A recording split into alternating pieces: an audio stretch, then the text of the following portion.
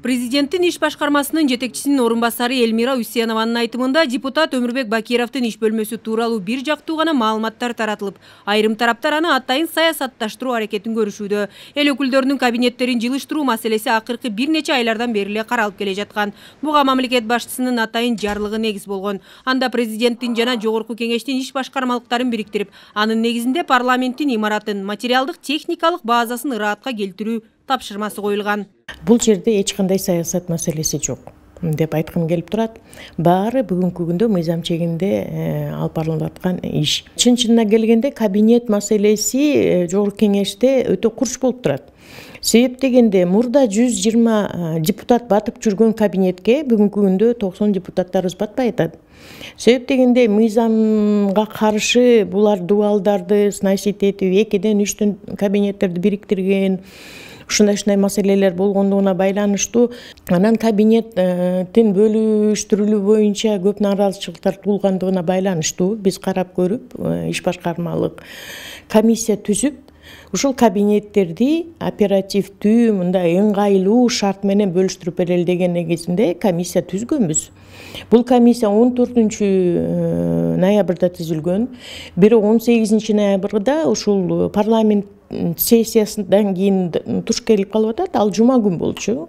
Эртең менен барып, мен өзүм барып, Бакировдун 705 кабинетте элеп турган 7-этажда барып, жардамчыларын жана консультарын тарап өзү жок экен. Эскерттим. Бүгүн 5-күн ушул суббота-воскресеньяда кичине оңдоп түзөп коелуу дагы башка депутаттарга бергенге шарт түзүп берели. Бошотуп бересиздерби деп ошол күнгө туш келип калды да.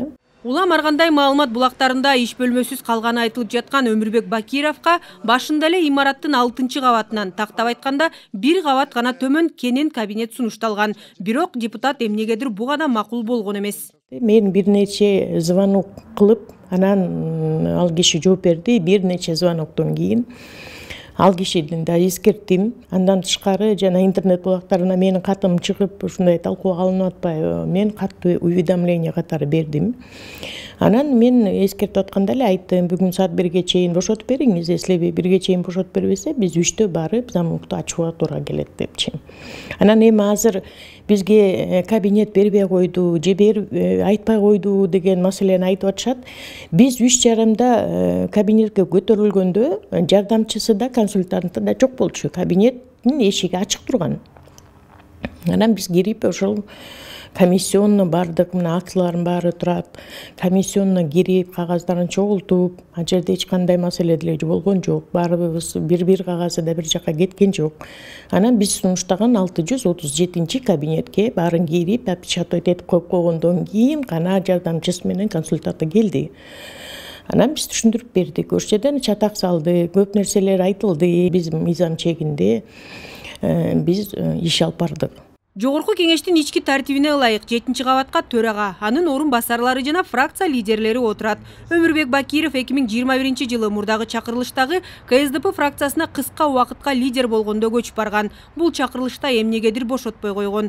Ошондо эле бир канча эл өкүлдөрү нааразычылыктарын билдирип, иш бөлмөлөрдү ыраатка келтирүү керектигин айтып чыгышкан болчу.